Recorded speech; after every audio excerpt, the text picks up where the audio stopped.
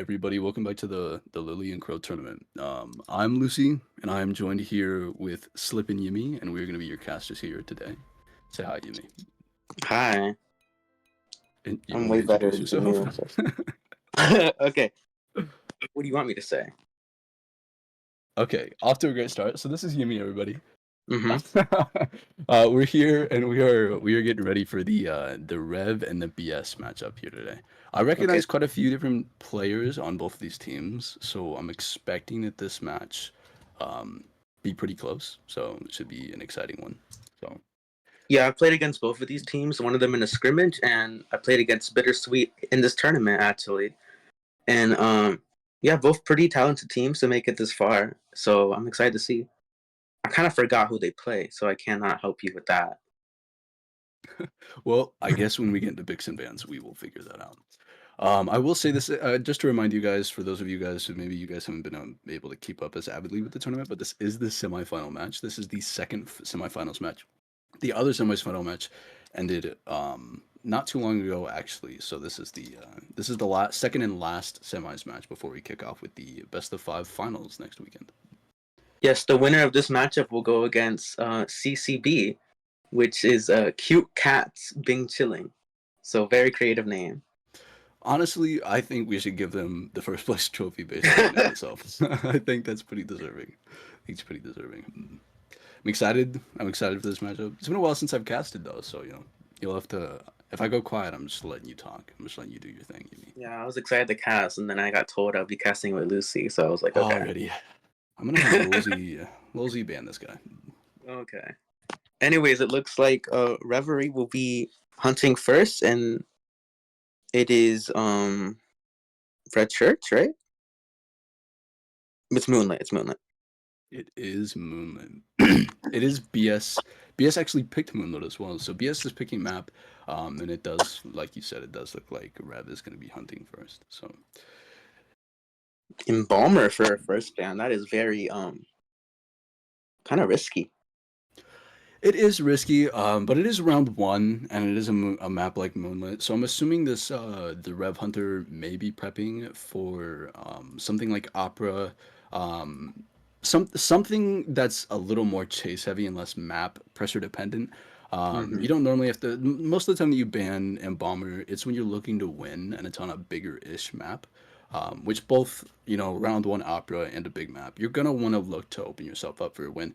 So it does make a little bit of sense, but it is definitely risky. And we are gonna see the second ban is gonna be Priestess, which makes a whole lot of sense on a map like this. Yeah. Banning Embalmer here is important because you want this win, but at the same time you kind of are opening yourself up to a loss if you get a bad start. I feel like it's way easier to tie against an Embalmer. You're not gonna win most of the time, but you're not really gonna lose. So it's a bit risky. So let's see what Bittersweet will pick Ooh, and count. Bittersweet actually chooses Seer and Aeroplanist. Wow. I think this might be a little bit of an overstep, because they lose two pretty like meta, like on meta survivors. Like Seer isn't the most meta, but Aeroplanist is a very strong kiter and an honestly an equally as strong rescue character. So now the fact that both of those are going to be permabanned, I feel like opens a lot of ban opportunities up for the side of Rev.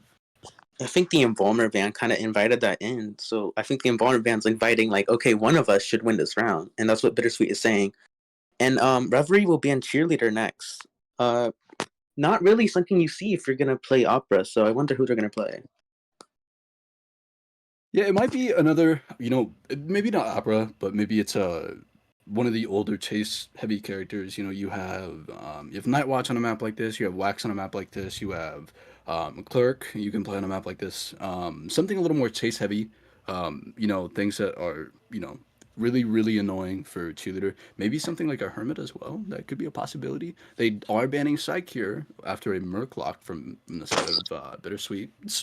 Moonlit, not really too shocked about a ban, a block rather, like Mercenary. So Psychologist is going to be the next ban. So that's why, maybe this is opening the opportunity of a Hermit up with the Psychologist ban. Mm-hmm.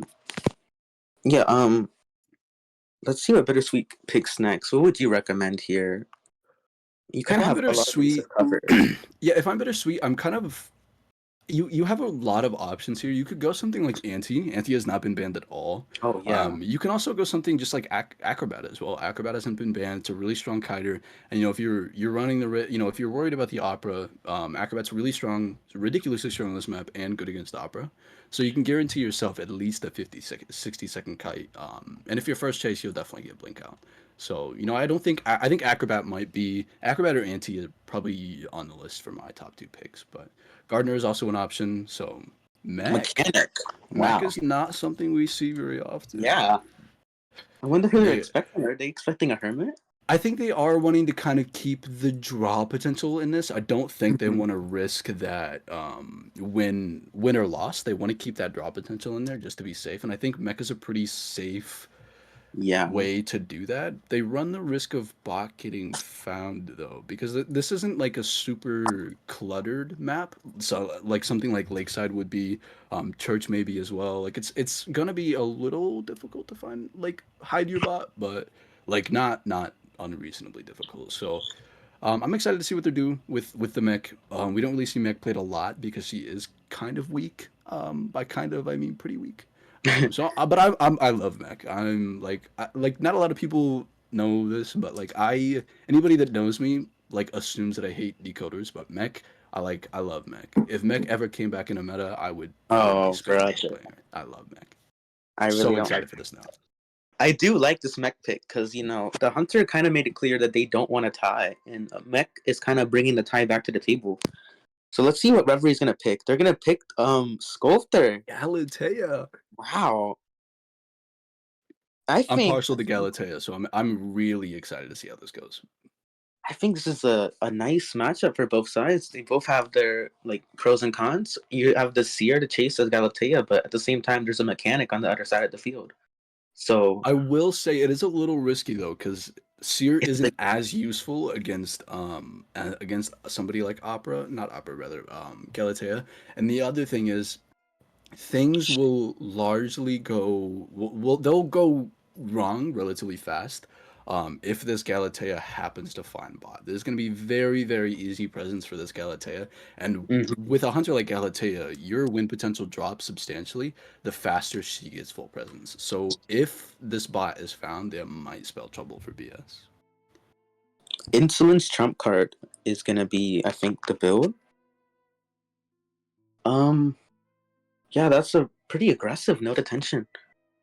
So yeah, they really want to win here. They're making it clear that they want to win, and a tie is basically a loss to them. So yeah, I'm excited.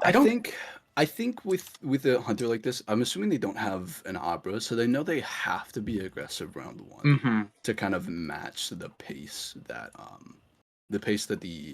the opera would have if played. So I don't think it's necessarily a bad choice here. I do think it's a little risky though, because it does open up the potential of possibly cutting the dungeon, especially with somebody like a mercenary. I do like the Moonlit pick from Bittersweet. They definitely came prepared, expecting a Galatea. She's not that good on this map at all, really. There's a lot of open spaces to kite her in. So yeah, I'm excited to see how the match is going to play and how Reverie will counter that. I'm also excited. I like this pick because it counters the Galatea and it counters the Opera. But I don't know if you know this, but the Hunter on BS's side is actually LX from Ravens, and his Hmm. mains fit really, really well onto this map. So I think this first round is going to be a make or break round for Rev. This is definitely one they need to win here. Yes, there's going to be most likely a Galatea coming in from LX on the other side. Very good Galatea. Also an Opera, right? I believe in Opera. I think everyone has an Opera these days. LX Yeah. definitely does have an Opera, yeah, yeah. Hmm. But I'm meaning more of his niche mains fit really well on a map like this. Mm. The Night Watch, the wheel as well. The wheel is really good on this map. So I'm excited to see what he makes use of this map. So yeah, I'm still a little confused about the Seer, but if they can make it work, it's gonna be it's gonna be important how the Seer mechanic come into play. You don't really see these anymore. One is bad and one is banned. So What is banned? What is banned? You're not wrong. You're not wrong. I will say Seer's only really banned in meta largely. It's banned less and less in competitive, just because had so many nerfs now. With the I think his owl only lasts for like 6 to 8 seconds or something like that. So Yeah. he's got a lot of nerfs. So even he isn't that strong. But Seer at kit wise is always really a good bailout character. If you get mind gamed, or you make a wrong choice with your route, that owl is a big bailout for you, and that's something that I think if they take advantage of really well and force the basic hit on, it's definitely gonna turn the tides into their favor in a match like this, especially against a sculptor. So, mechanic on the other side of the map. It's gonna be important. It looks like Seer will be the first chase. I don't imagine them chasing an arrow or Merc. So Seer and God kiting in the circus.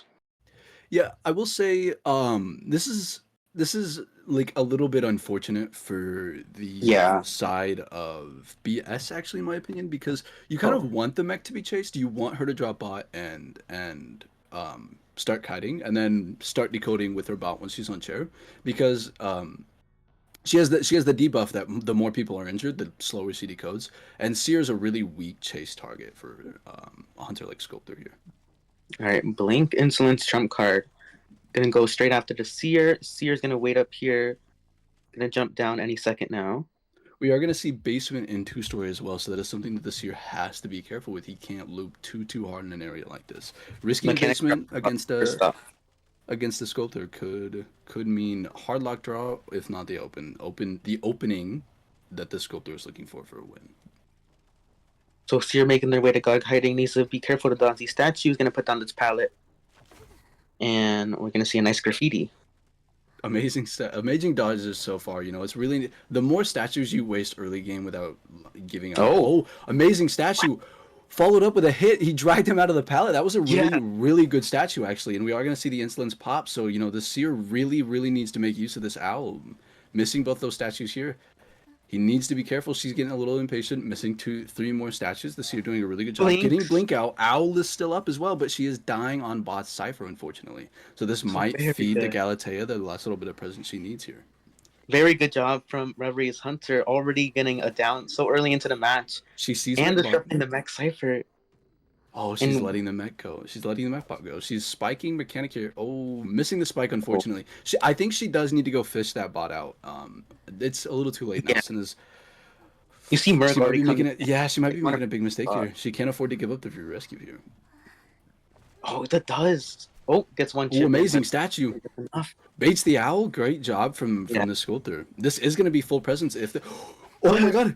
This is what I'm talking about. This is why Seer is such a weak chase target for the sculptor. Full They presence. definitely That was an amazing statue from the sculptor. Great job. Full presence this early on for Cypher still. She is gonna try to chip this Merc down. Is Ooh, this looking like wasting a another win? elbow pad from the Merc here. Merc already for Cypher's full presence, and Merc is down to one elbow pad with a chip. This is looking really, really good for the sculptor. I don't believe Arrow has tied. So yeah, this is already looking great. You have trump card in the back to secure your win. So yeah, BS is Oh, kind of in a tough finding mech spot. in a rough area. Those of you who don't know, the bridge is kind of a rough area to kite sculptors like spikes or statues. It gets real cramped in an area like that. The more once full presence hits, real cramped.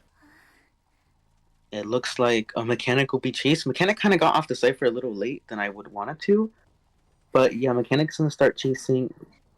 Uses the chisel to try to get a chip here. Oh, Oh, oh, does got it? it. Does get the chip. Changing onto the airplanist, looking to kind of spread the pressure here. If you do look at the map, unfortunately, they don't have all of their ciphers. They're missing a complete cipher. One entire cipher they're missing. This is really unfortunate here. And especially on Moonlit, with all the ciphers being spread out, it's going to be really difficult to make it up. But mechanics Amazing already have statue. health. But Oh, great Palestine coming from the mech. Oh, that Palestine saved the mech. Great job delaying yeah, even more time. Great job, mech. also pretty huge in the match because kind of stopping the momentum. Gets really loses the mechanic for a bit. Oh, mechanic Oh putting my in god. work right here, trying to bring this back to draw potential here. This is going to be really rough though. The if the sculptor can manage the down relatively soon, this is going to be a little difficult for this team to come back from, because we are going to be relying on either a Merc with a chip or the Aeroplanist, and Airblast doesn't really have much to help here. Ciphers are looking very healthy. I think actually they're both primed. Yeah, yeah, it is going to be primed here. Great. I will. This is the trouble with Mech. If you do leave her bot alone, this is why she really needed to force that bot down. But unfortunately, she let the bot go, and it is going to be primed here. We have to remember that there's no detention helping this Galatea in the back. She doesn't need it as much as other hunters, but it's still important. She doesn't get the save off. No, she hits chair. She hits Oh chair. God. She needs to statue down this aeroplanist. Gets down the fight. She brings endgame. They pop. Oh my God. What is happening in the last few minutes of this match? I think The pallet stun. She hits the statue. The airplanist gets away. Unfortunately, it is gonna look like a draw here, though. And that's exactly what BS wants. Referee, yeah, gate already being opened. We want to win. Getting a hit through the pallet, and again, no detention. Still up, but they're both at the gate. What? Just the ending of this match. Amazing gameplay from this Mech. The Mech really saved and put them in a really strong draw potential with that pallet stun. Really, the Sculptor had admittedly a really hot start. I do think the big misstep there was not forcing the Mech bot down. You know, you have tinnitus. You know where the Merc spawned. You know it's gonna take them a while to get there. You have to force down that Mech bot. If you do that, somebody has to pop a Cypher and go all the way to first stop. It's gonna delay Cypher progress by a large amount comparatively to what it was. Amazing job from BS there, keeping up with their Cypher progress. I will say, like, BS, they had a Merc come in pretty early on to, I think, draw attention away from the bot, and I think that is what saved the game. But Galatea had a really, really good start going into the mid game, just lost all the momentum there at the pallet stun, and then not being able to find mechanic. I think those two moments in the match really sealed the deal for BS to tie. Yeah, unfortunately, you know, if you are gonna let the mech bot go, and you're not gonna be as intent on killing it, you do have to make sure that you're applying pressure in other ways, and that other way is by getting downs and chairs and spiking. And unfortunately, that the statue was really good, but you know the pallet stun gave the mech the time she needed, and I'm pretty sure the mech had airwalk, and that might have been why Yeah. the sculptor lost the tracks for a little bit there. And also just the ending, those series of events. What was it? It was Aeroplane is taking a hit, dashing to the chair, not getting the rescue off. The sculptor hitting the chair, missing the swing on the slide, using a blink, and all that in like 10 seconds. So just so unlucky, honestly, for Galatea. You know, using the blink, I don't think the blink should have been used there at all. Maybe trying to get a drop down hit, but if you want to win, you need to save it for teleport. Yeah, especially since you know, the airplane was only a statue chip down. You know, you bait the stairs, you statue at the bottom of the stairs, he goes down, and then you have your blink for endgame. Or you know, they had trait swap, didn't they? I'm pretty sure, yeah.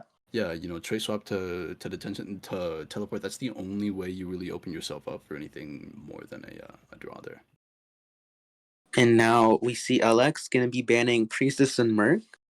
Reverie now up to pick two survivors. And who do you think LX is gonna pick here with a tie being brought by their survivor side?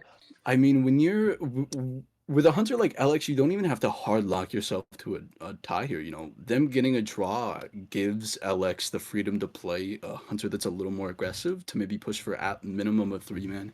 You know, something like Opera is super draw heavy on a map like this, but you know, Opera always has potential to win. You know, you have the wheel as well.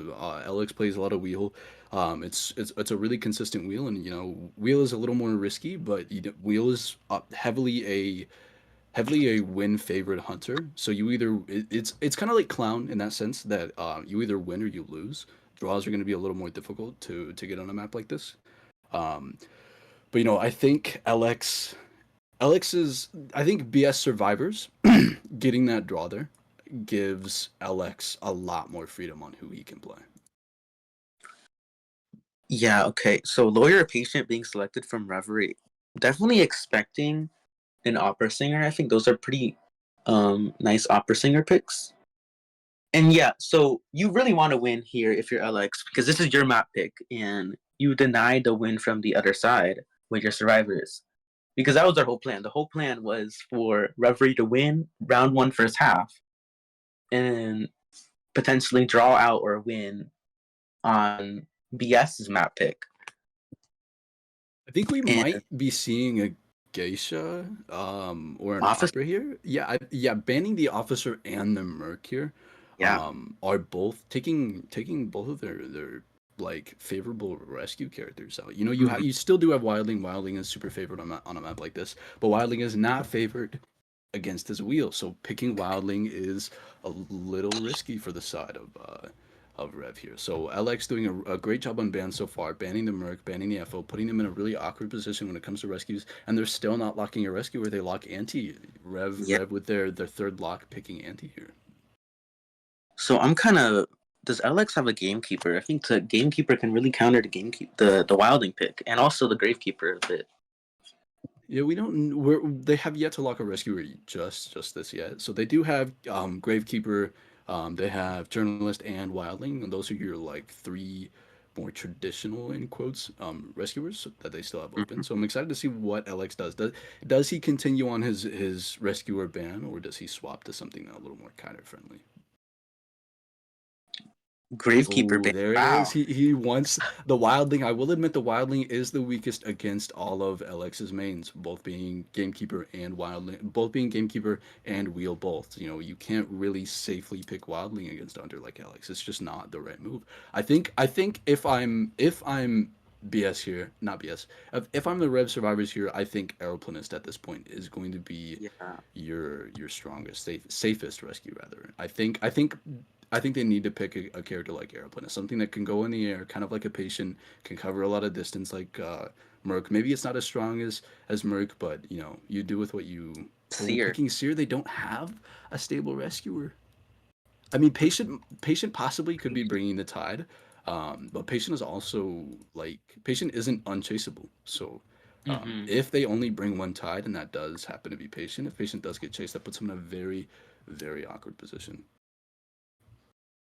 So yeah, I think there's really not really a bad hunter to play here in this comp. You ban a lot of rescuers and they don't choose a stable one. You can go for even a camping hunter. Um, there's a lot of options here for LX. I do agree. I think he does also have a Bonbon. I could be wrong though, but he could play Bonbon. He has a BQ as well. BQ is going to be super strong against a comp like this, especially on a map like this. You can chase an anti as long as you know you're not walking and mirroring in front of them. Anti is relatively weak to a hunter like to BQ. Um, both if you land your first mirror, it's just a blink away, and now you know the rebound potential is going to be a lot more difficult to line up with an anti, as well as with a patient does kind of counter her. But if you try to force a hook out and then mirror, you know, it's just like it's kind of like Geisha. Patient is super, you know, situational.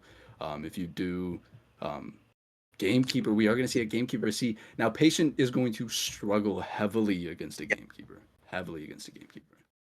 Gamekeeper is a really good pick in this comp. You can kind of chase anyone. Even Anti had success with chasing Antis as Gamekeeper. Yeah, this is Gamekeeper's best map too. So I mean, you're looking for a win here. Alex picked had really good map bans of not map bans of picks. Really good job from Alex. Definitely understanding how to play in tournaments. I mean, without a doubt. I mean, a very seasoned hunter, Alex is a very seasoned hunter. He's been around the competitive scene for ages. Like I said, I think the last two IVTs and possibly I think Koa as well with Ravens. You know, very experienced hunter, very experienced in regards to like higher tier competitive gameplay.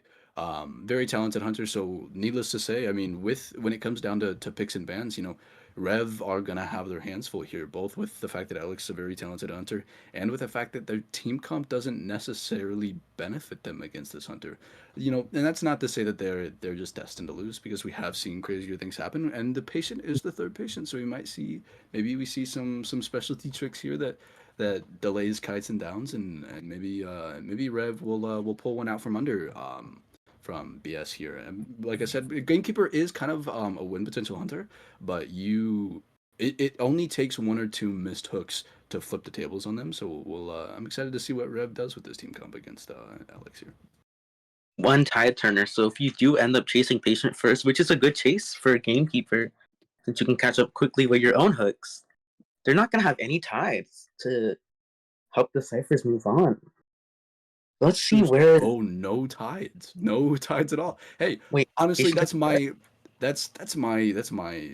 pit. That's my philosophy as well. You know, you don't need tide if you just kite 5 ciphers. So I'm excited to see the teamwork that they and the kites they put together with this super aggressive build. If I build persona builds, if I do say so myself. We are going to see a traditional spawn. This is a spawn we see quite a bit from Chinese teams. And Mhm. Gray and Gamekeeper is going to spawn directly in the middle of the three. So yeah, I think definitely looking at maybe even the lawyer here.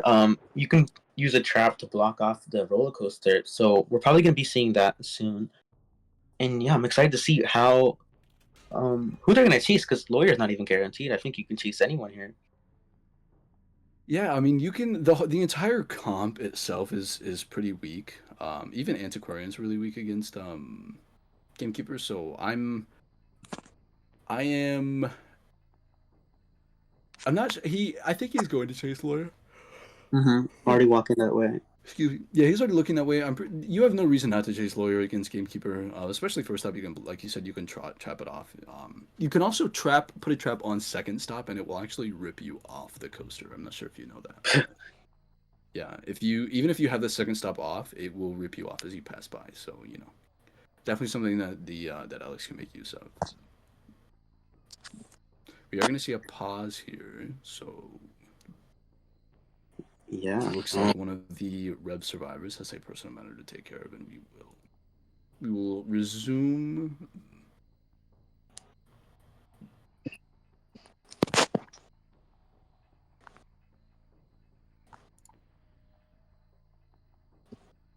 Yeah, no, I'm pretty excited for this match though. I'm kind of a I've been a gamekeeper hater, No. but I'm only a gamekeeper hater when I have to play against them.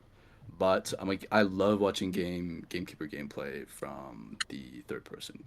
The hooks are a little silly sometimes, and some of the hooks on this map specifically are Yes. ridiculous. I will say so myself. So I'm excited to see what LX has planned out for this, and how what the depth of knowledge that Alex has with Gamekeeper specifically. I don't think I've actually seen Alex play Gamekeeper, so I'm kind of excited to see how this goes. Yes, gamekeeper not being the hardest hunter to pick up, but you definitely need to play him for a while to learn all of his tricks.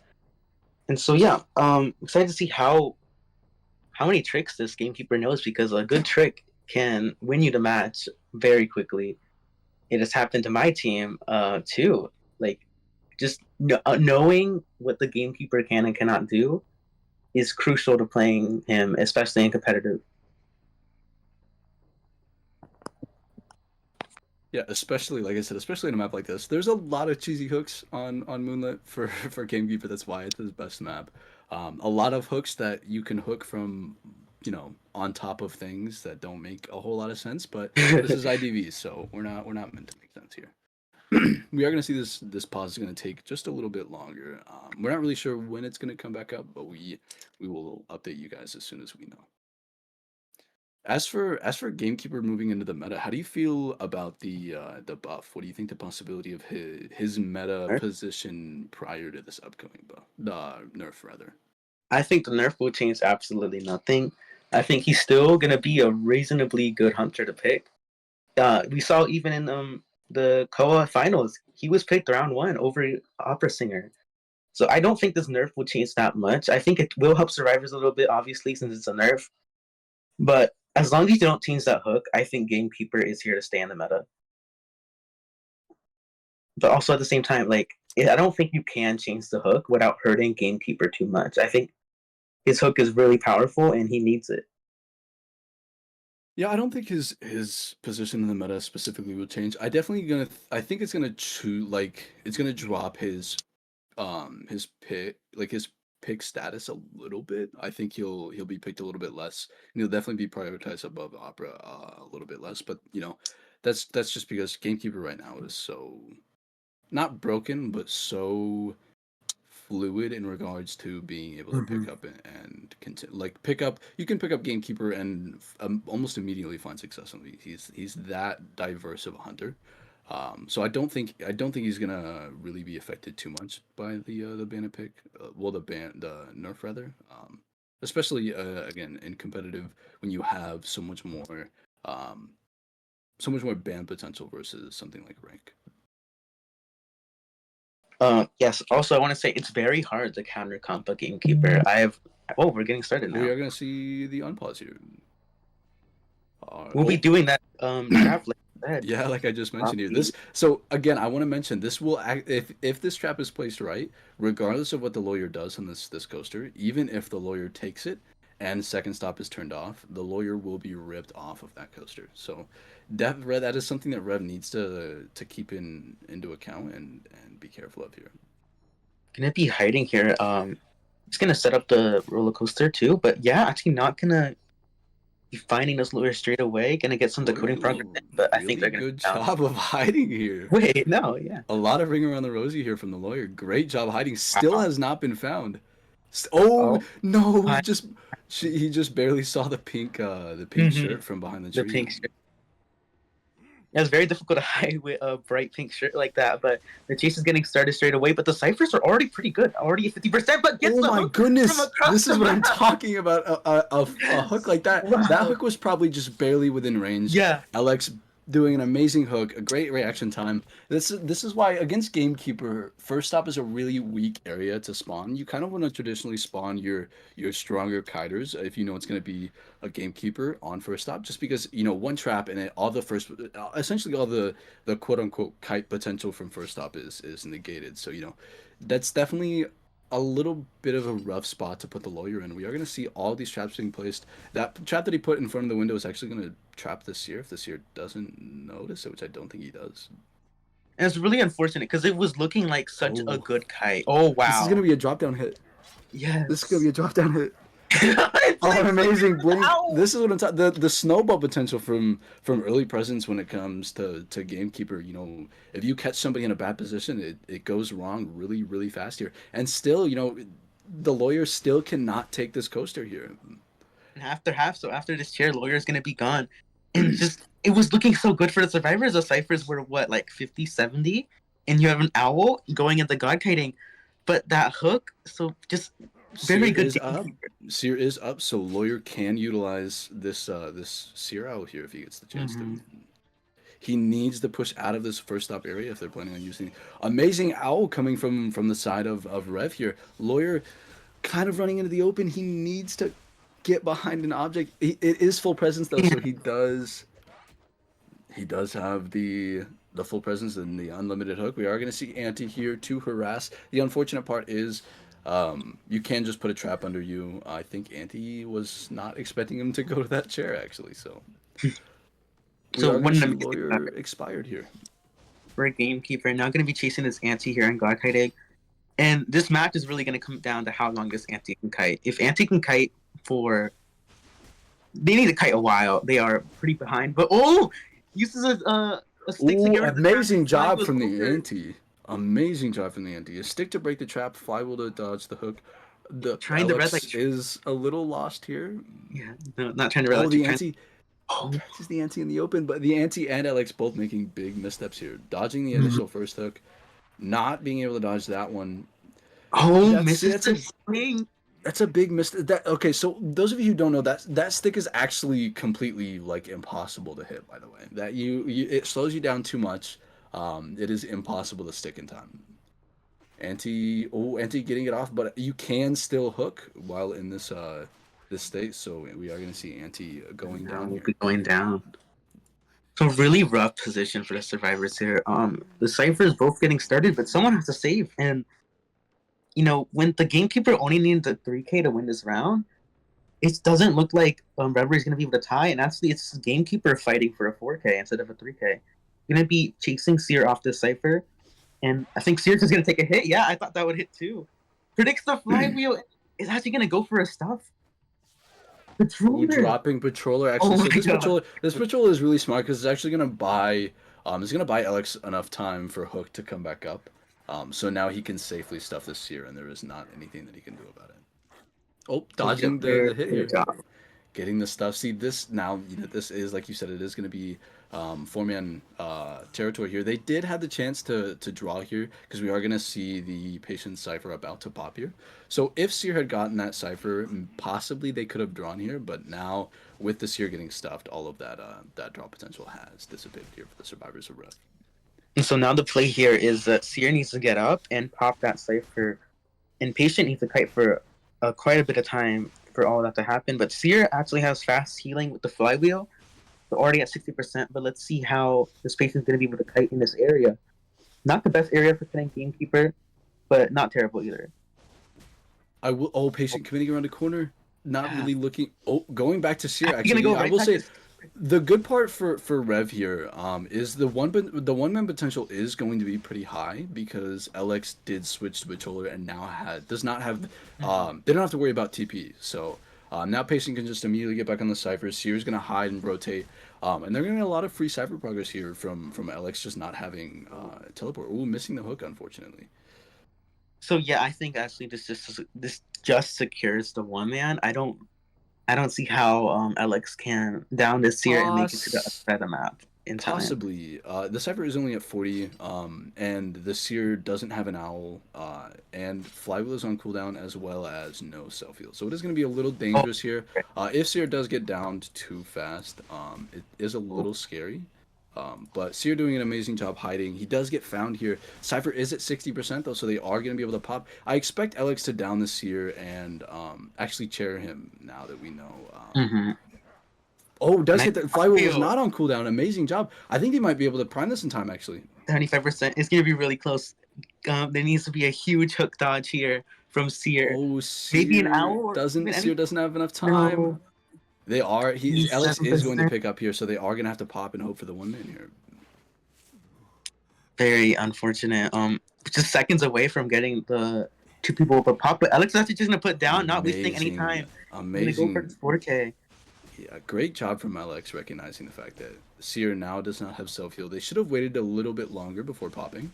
But yeah, I mean, now even the one man potential is pretty slim here. Alex doing an That's amazing fine. job, really utilizing Gamekeeper's kit to the fullest amount on a map like this. You know, you mentioned it before we started. This is Gamekeeper's best map, and Alex really showing us why that is.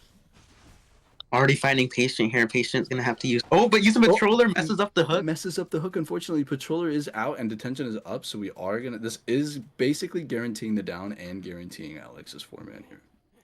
Very good job from Alex. I really thought the Reverie was gonna be able to get one out with the ciphers being across the map, but Alex just being a fantastic tournament hunter, able to secure the 4K for a 7-2 lead going into round number 2.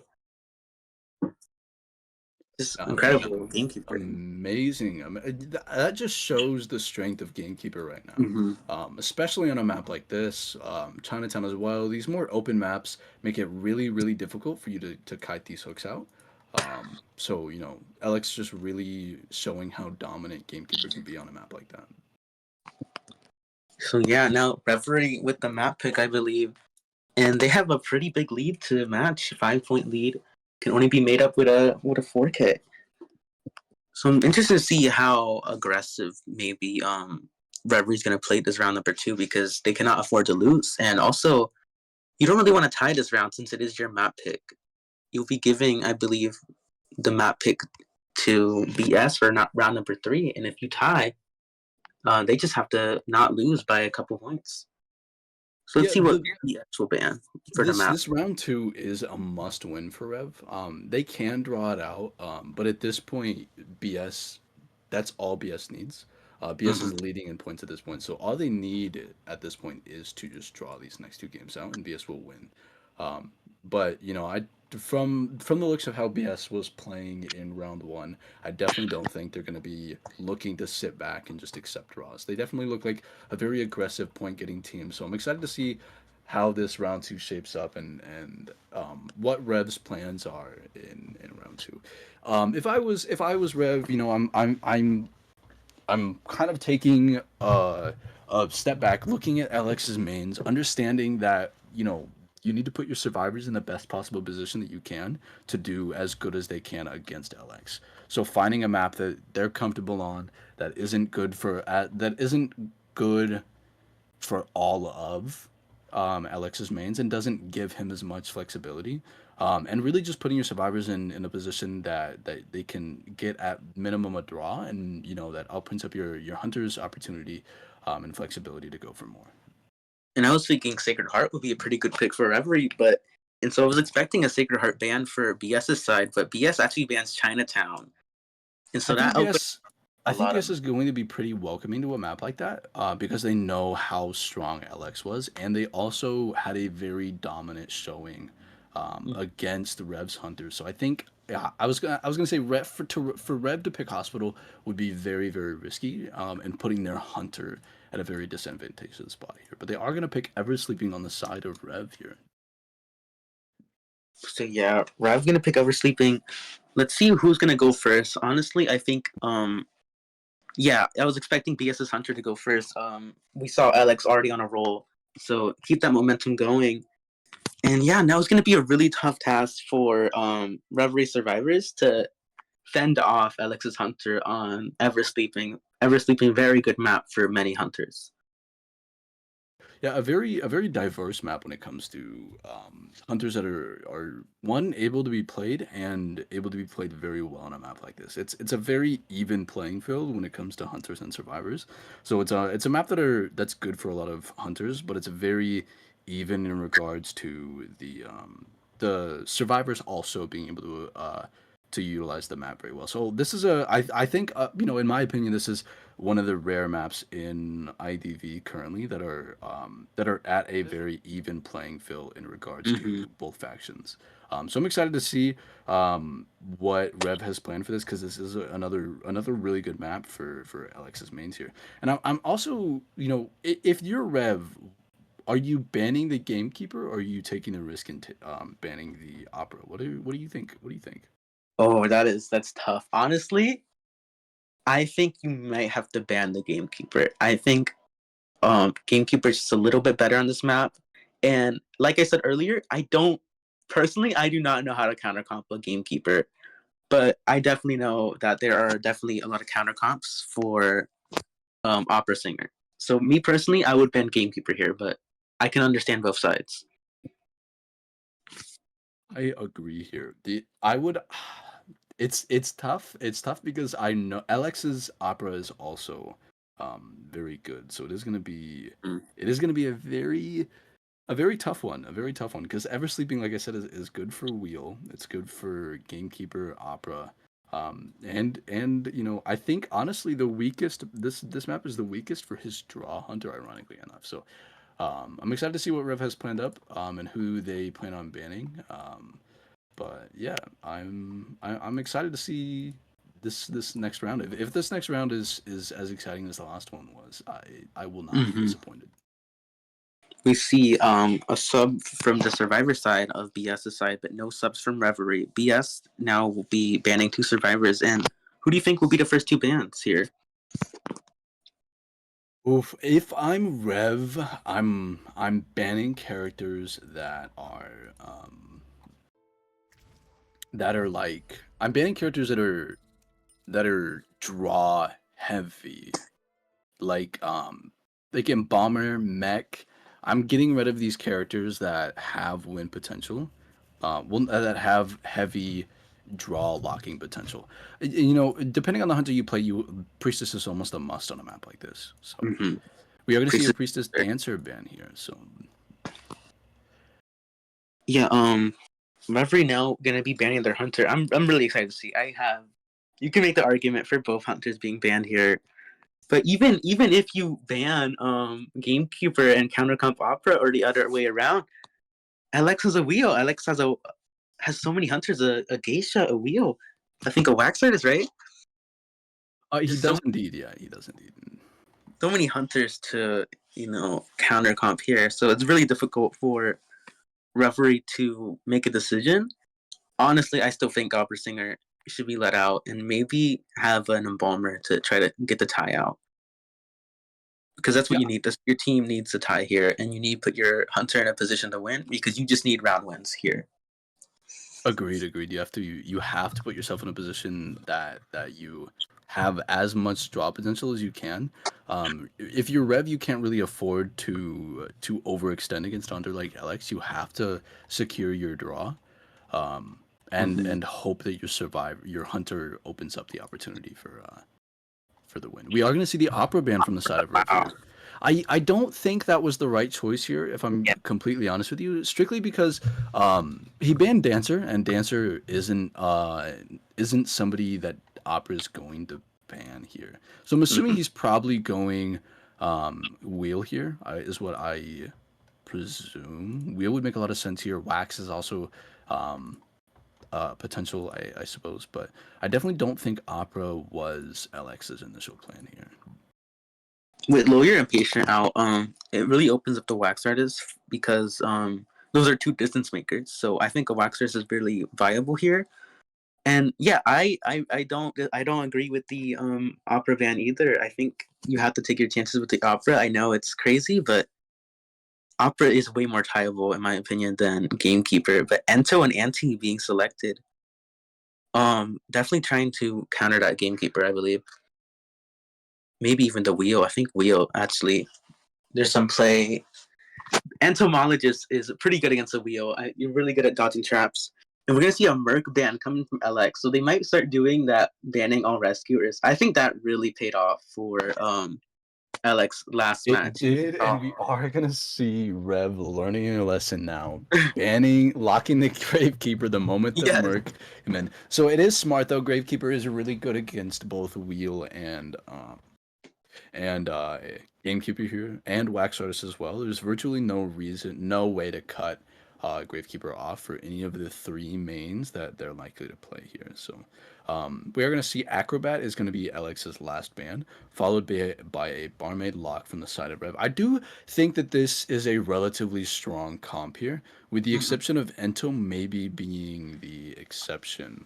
Yes, that Ento can get was. pulled out of bees, Ento can get spiked through bees, and Ento can absorb wax through bees. So Ento, I think, is going to be the weakest chase, depending. And, if he does play BQ, you can get mirrored through bees. Very obviously, that's. But I do think Ento is going to be the weakest chase here. I would have liked to see an aeroplane instead of the entomologist, but entomologist there's a lot of funny plays you can do. I love seeing entomologists just bully hunters, so I'm excited to see how that's gonna work out. Um, but yeah, this is a pretty decent comp for Reverie. I'm not really sure who they're gonna pick here. Waxart is actually wow. Yeah, Wax is pretty decent here. You can chase Anti, you can chase Barmaid, you can chase Ento. I think Wax is a really good pick here. Like you said with Wheel is kind of a do or die hunter, and so you don't want to risk a loss here. I think the loss is just the worst thing you can do for your team. Um, since you're looking to win in this, you're looking to tie or win in this round. Wax Artist really doesn't lose a lot. Wax Artist is a very, very easy hunter to draw with, in my opinion. You're looking more for a win for Wax Artist. You're not really looking for a draw. He doesn't lose. Yeah, that's what I'm trying to say. Um, so yeah, I'm excited to see how Reverie is going to be able to counter his Wax Artist. They don't really have answers aside from Gravekeeper. They don't have any answers to just Wax Artists. Not So only that, but this will heavily depend. Their kite potential for this comp will heavily depend on personas as well. mhm. I will say, as long as this barmaid does a good job of reaching 100%, if the barmaid's chased, as long as the barmaid does a good job of reaching 100% wax before the hit, immediately popping bottle and then using speed bottle to break line of sight, they should be able to pop this bottle off on a map like this because there are a lot of high walls in most areas, especially in an area like Graveyard. So I think and Ento as well is a little bit less of a weak chase now. Just because her bees, when she's riding a bee, she's stupidly fast. So she can loop an area and continuously break line of sight relatively well. So I am excited to see how they play this out and what spawns they choose. It does look like they're gonna go Ento Graveyard. This is a spawn these are spawns we don't Mm, really see traditionally. yeah. Oh, Okay, they're changing it up a little bit. changing it last second. Hmm. Alrighty, there we go. Yeah, usually don't see this spawn selection. Usually you see more of like a Tetris shape in the middle. But Alex taking advantage and spawning graveyard next to I will say graveyard. this is gonna put him in a very a very bad situation here because this is pushing Barmaid away from the tall walled area that she kind Hmm. of needs to get this first bottle off. So she needs to set herself up in a very very good position in order to use that speed bottle in order to make sure she gets the heal off. Already, I am Lucifer and I'm joined by Yemi, and we are the guesters for round two of Rev versus Gonna block off the Yes. cipher machine. Very good knowledge to block that off. I am really bad at that personally. But gonna be chasing the barmaid, like you said. Barmaid gonna go into this area where there's not a lot to kite around. So if you're able to red light trick like Alex is doing, you're gonna cut barmaid off Oh, bolts right Barmaid into. running directly into him, Yes. unfortunately. And this is And what I gonna be mean able to now. get a hit before the 100%. Yes, Barmaid. Can happen. Yeah, no, Unfortunately, that oh position. no. This is the worst. This is as bad of a start Worst as Rev could have asked for here. case. Gonna have Auntie to help out a Anti little bit. here. Anti needs to make sure that this barmaid gets this bottle off here. Ooh, very good speed boost, but you even make it to with the anti support. Very good job. Can he be able to heal as he misses the hit? Oh. Okay, so Reverie making a little bit of a sunking out of, the terrible situation they were put in. We both said before the match that is pretty much the worst case scenario, but yeah, Reverie actually gonna die all the way over here and on anti cipher. So Yeah, not ideal at all. the unfortunate part about this is yes, she got the bottle off, but that position itself forced the anti off her cipher in order to assist the bottle. What makes Barmaid so strong is her ability to essentially heal herself without needing to interrupt the cipher progress. But now we are going to see two ciphers actually impacted by this. This is a very rough start for Rev and a very very advantageous for Alex to put himself in here. So yeah. Actually has a window block. Wow. So let's see. I think it looks like maybe Auntie's going for this save. It doesn't seem like anyone's in a rush to make the save, which is fine. You kind of don't want to lose here. Like we said before the match, you want to lock in draw hunters to draw this match out, and um, being able to what's it called? Give him tinnitus. That's what it's called. Tinnitus camping with the Auntie. Very good job. Really, really knowledgeable about the range of tinnitus. So yeah, that's gonna keep Alex here for a while, but has teleport, gonna be teleporting to the Gravekeeper, gonna put on this pallet, misses the swing, goes in the shovel. So very good job from Gravekeeper being able to deny a hit very early on in this kite. Now gonna be kiting around this spot, but yeah, Alex is gonna be in a little bit of trouble here. You're kind of wasting a lot of time on this Gravekeeper. Well, Is able to well, get a hit, but the good part about this is he's wasting. It takes a little bit longer to down the Gravekeeper possibly, but this is their only tide actually. So, oh, you're right. um, And you get with more pressure trouble. yeah, it's gonna be very difficult to get any sort of rebound going now that Wax is at full presence and without a tide here. That cipher is blocked. He got the volt off just barely. Oh, actually gets the shovel off rather. Excuse me. Mm-hmm. So yeah, Gravekeeper, no shovels after this, and no Tide Turner. This is looking like, and still at 4 ciphers, and actually gonna be able to block off a cipher mid chase. Actually, no, doesn't get it off. I think we'll now get it off. Being able to block off a cipher mid chase, so very good. Waxer is on Alex's side. Gravekeeper shovel running out in just a couple of seconds, making it to this pallet, but they're gonna die soon. We do have all four ciphers relatively started. Their fourth cipher is only at 20%, but we do have all three. So, if they could possibly pull this off, they are soon to be at one cipher. Actually, Gravekeeper doing a really good job, buying them a lot of time, pulling them back into that kind of draw potential. Possibly, the only difficult part is it's going to be very difficult for this Gravekeeper to get any sort of rebound going. Due to him having no items here and being chaired on the last cipher here. This is a very strong chair for Waxers, and it's going to be really difficult to get the save off in the first place. I believe both of these players have wax sword, not wax. They both have flywheel. That's really going to be the main hope to get the save off, but they're actually going to go for a double save because they have to. The hot wax trick is going to kind of guarantee that there's no save. They had to come in with a double save. Now Gravekeeper trying to gonna switch to hot wax. Gravekeeper's dead. I'm gonna be able to get a hit on Anti. They were trying to body block the wax. Oh my god, baits the flywheel. Oh, Yes. isn't gonna get the follow-up hit, but oh, they are looking to wound the Sento here.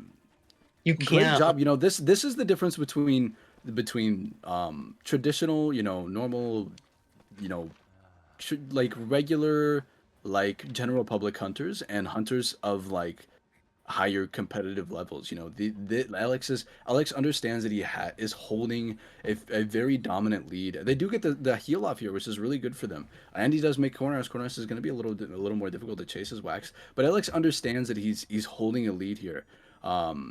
In regards to this game, so he is understanding that and looking for opportunities to snowball here.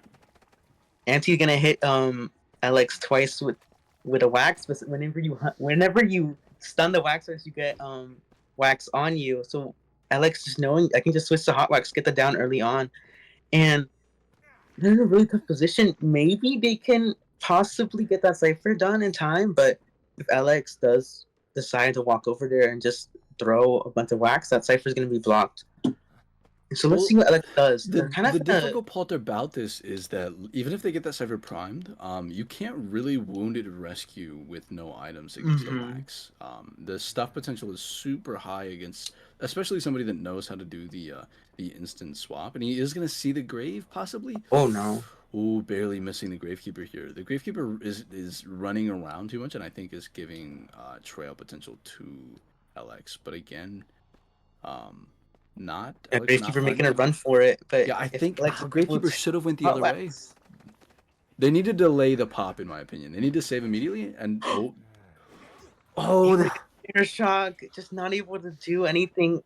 Wait, half health against a full presence wax sword. So now Alex looking for the 4K, gonna make a run to this exit gate, and yeah, this is looking like a 4K. I think teleport is gonna be up soon. So even if Gravekeeper does get up, there's no chance for them to get to the gate.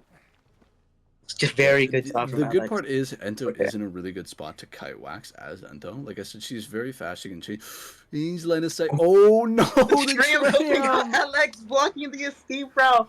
I will say, I think Alex purposely lined that up. He was playing back and forth and then kind of looked at the tram and walked her into it. So Alex definitely knowing what he's doing there. But again, tram, man, always if it doesn't hit you, it's still going to affect your game. Tram is the true hunter in IDV, you guys. So now, the Gravekeeper running to this corner house just has to actually going to open a chest here. Really, their only hope of escape, that dungeon, but there's nothing to do. You know, I am no professional, but I don't think that Gravekeeper got that chest off, and this is going to be a 4-man elimination from LX. Yeah, very good. Great job. Great job. LX proving, you know, he is one of the more dominant hunters in NAU, and I think his tournament run so far has shown that. 2 4K setting up your team for a 2-0 sweep here, with the score being 12-2. So very dominant. Reveries Hunter has a huge task in front of them, having to potentially match the 10-0 score in these next 2 rounds to give them a chance to come back. And so now, with it being ever sleeping, there is a lot of do or die hunters you can play here. So hope is not completely lost for Reveries Hunters. A lot of do or die hunters are great on this map. Wheel, even Hermit, Axeboy, Mad Eyes. I don't know who this hunter has, but there's a lot of options here. So hope is not lost. But at the same time, BS knows they just need one out. So you can pick a lot of characters to help that out. Embalmer, very good for getting one out. Because even if you get the Embalmer down early, he can just insta-coffin and buy a lot of time. So yeah, it's very good position from BS's side. I don't see how Reveries Hunter is going to be able to make a good opening, good ending to this round number 2. Yeah, Um, it's actually a lot of people don't really like look at it this way, but in regards to competitive, it's significantly easier to four man as a hunter when the survivors are trying to win. But now that the survivors understand that they don't need anything above a 1K, it is going to mhm. be substantially more difficult for the hunter of Rev to actually pull something like this off. It is going to be very very difficult. Not only based on the comp itself. There's a lot of survivors that you can pick that benefit the chances of you getting at least one man out. But also the playstyle itself changes of the survivors. Mhm. Like it is going to be a very greedy playstyle coming from the side of BS because they know they need the minimum out. They can play very greedy here. You know, even if you get a relatively fast down, it doesn't really guarantee you anything because they can just completely um, sell that chair. They can save after half. They can completely sell. BS. Alex has put BS in a very good position that they can play super greedy like this, and it actually be very very beneficial for them to play greedy like this. The more greedy you play, the more you sell, the more you play into your draw one man minimum. The more starved of presence that hunter is going to be, and the more difficult it is for that hunter to have any chances to snowball here. So I think it's going to be difficult, but it is never impossible for the hunter to 4K here. We do need to keep in mind this was referee's map pick, so they should have a hunter that is good on ever sleeping.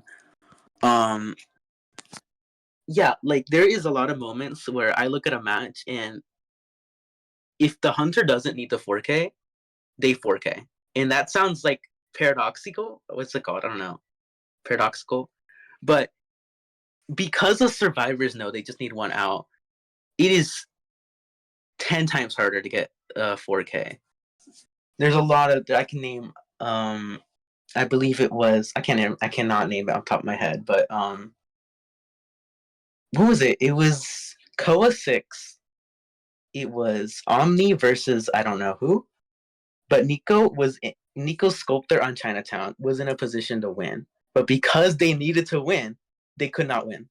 And it sounds so stupid, but having to just get one out is so strong on Survivor's side. And honestly, I think in top competitive, it is almost impossible. I mean, I don't want to say impossible, but it is very difficult. That's for sure. Mm-hmm. You do have the survivors the hunter can slip up, and or the survivors rather can slip up, and that will give you your opportunity, um, to actually to look for that four man to snowball into that four man that Rev so desperately needs here. But that is like it's a situation that you are going to have to apply pressure to the survivors when you can and hope that they do slip up. But if the survivors Um, stay relatively solid here, that it's gonna be very difficult. the thing is also is the survivors are gonna have less time to screw up. You know, a lot of screw ups happen when support or in the kites.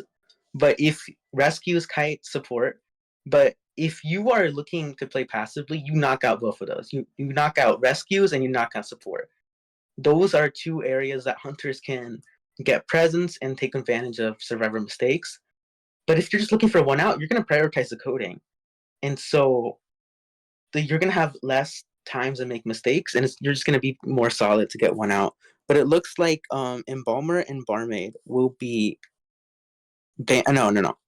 Seer Mercenary will be banned on Reverie side, and Embalmer Barmaid will be picked. It's gonna be actually Cowboy Merc actually because Sears Oh, permabanned. So it's gonna be okay. Cowboy Merc permabanned, and Balmer Barmaid are the picks, and Wheel is the ban on the side of BS here.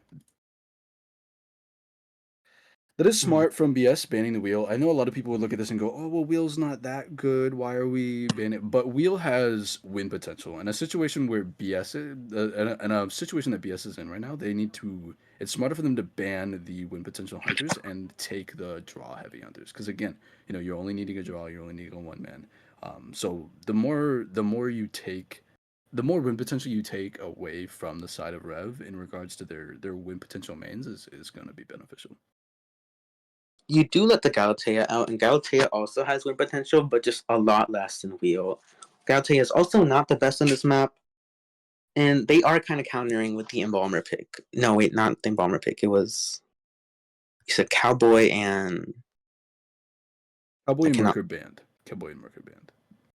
No, okay, It's gonna be the two initial picks are Embalmer and Barmaid, I believe. Yeah, okay, yeah, Embalmer and Barmaid. okay. Yeah, it is gonna look. It looks like the next pick is gonna be.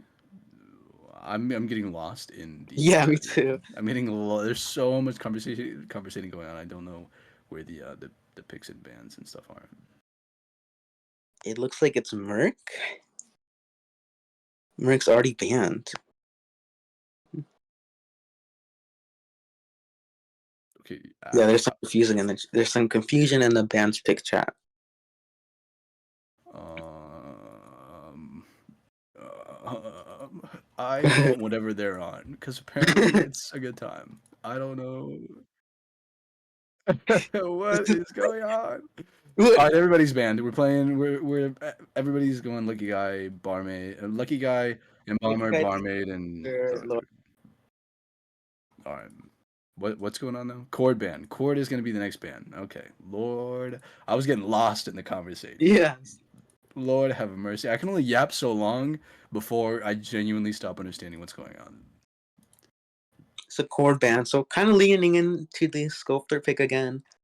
I think Sculptor's fine here. It's clearly your best character, so I think you should use your best character when you need a 4K. Sculptor is a pretty good hunter for 4Ks, but just not really at the same time. She's kind of one of those, if you don't need a 4, yeah, she is one of those hunters where she has win potential, but at the same time, if the survivors don't feel like losing, they kind of just don't have to. They can not save, they cannot support. But yeah, I still would pick Galatea here if it is my best character. I do agree here. And the chord pick actually makes a little bit of sense because the gun provides like the gun is a match changing thing if used at the Mhm. right time. So I completely understand, especially on a map like this. It's kind of difficult to dodge the gun if you're not playing Sculptor. So And um, first officer being picked on the SS side. So yeah, they might be expecting a sculptor. They're picking a stable rescuer along with the barmaid and embalmer. So the next ban from Reverie, they have already banned Cord. They have banned, what was it? It was, you said it was Cowboy, right? yeah, the Cowboy was the next band. we are gonna Cowboy. see we are gonna see we're gonna see Dancer actually being I believe the last band on the side Mm-hmm. of Rev here. So it looks like Cowboy, Merc, Cord, Dancer. So yeah, um, looks like a sculptor again, and I definitely agree with that pick. Patient being picked from BS. So yeah, I think they're also expecting a sculptor. Patient, very good in this map, very good at kiting Galatea since you want distance on her. Yeah, and I believe Dancer is kind of an understandable band here just because the kite potential is super high. I don't believe that Rev Center actually has an opera, so I definitely believe they're looking to play into that opera singer again. But um yeah, I mean Dancer I think the bands are relatively good. Minus the cowboy band. I don't know if they have like a specialty cowboy player. That's why they banned them, but yeah, the Cowboy band I think is the only questionable one. But outside of that, I think these are relatively strong bands to put Rev Rev's Hunter in as favorable as a position as they can. Yeah, Cowboy Band being weird, but at the same time, I do hate Cowboy too.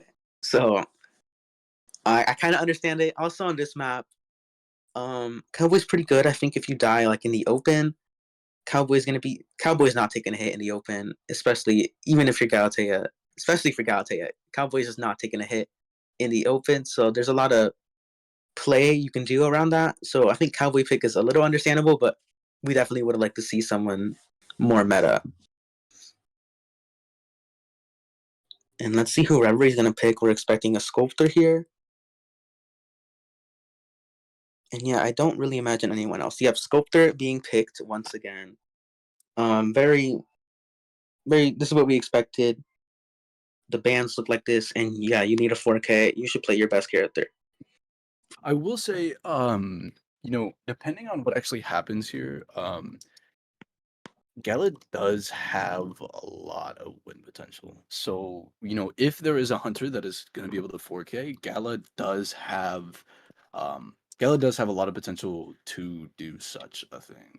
Mm-hmm. They ban the wheel because they're confident against the Galatea, but like I said in the previous round, um, a lot of things can go very wrong Yes. very fast against Opera when she gets her full presence, and especially since we're on a map that's more beneficial for her versus Moonlit was significantly less beneficial, and she had such a strong showing in the initial match, and honestly, Mech was a big reason why they actually ended up Mm-hmm. drawing that game. But now you're in a situation where you don't have that Mech, so I think BS needs to be careful here. They're more confident against the Galatea, I'm assuming, than they are against the wheel. But considering the dominant start that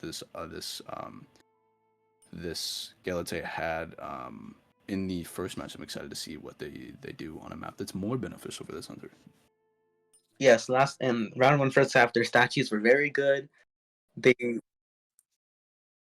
Oh, I'm so sorry. I'm lost in Never Never Land. My bad.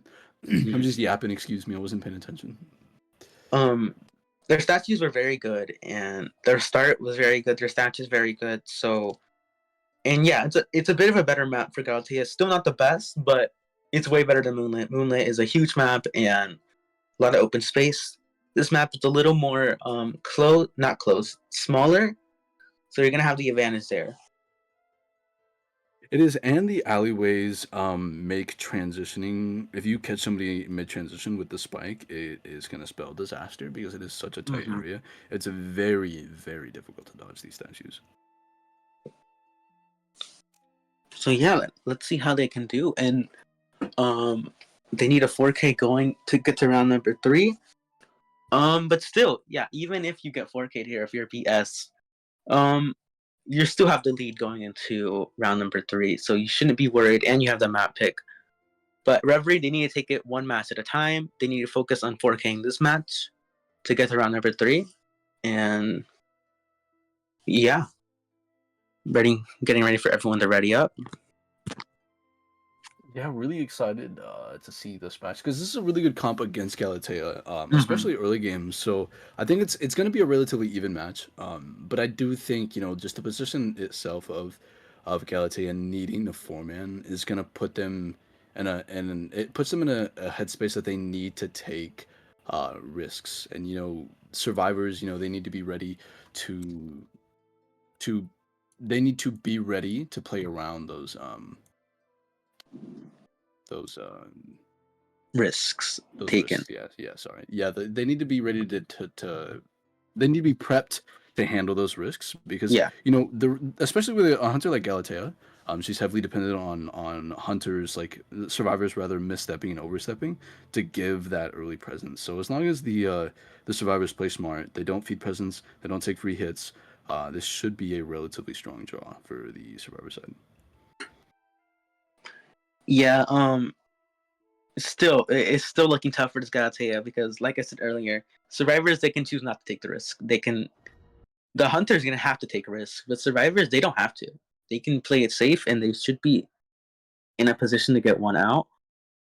No matter if they just don't make mistakes when the Galatea uses their risks.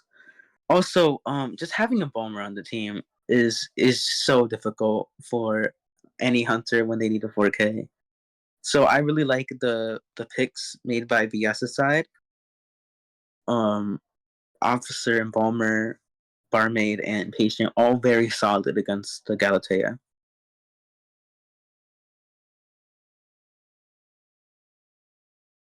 Yeah, and I think especially since they were kind of prepped for this hunter, I'm expecting that they bring probably all broken windows. So so I would expect that even the kite builds itself are going to counterplay this Galatea. So definitely a little bit of a disadvantageous spot for the Galatea to be in. But like I said, Galatea lots of snowball potential if things go her way, and so I'm excited to see whether or not that happens. With these spawns, it looks like they're gonna be forced to chase Embalmer, sadly.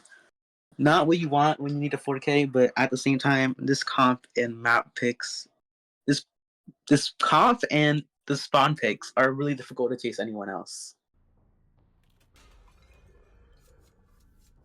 Let's see where this Galatea will go. Probably against Embalmer, but not ideal when you need a 4K. It looks Yeah, like I mean, Embalmer is so dominant when it comes to forcing draws. It's gonna be very very.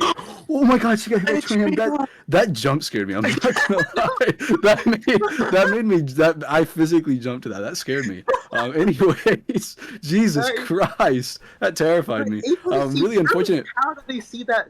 Oh, getting an early hit on Barmaid though. The tram is definitely a thing.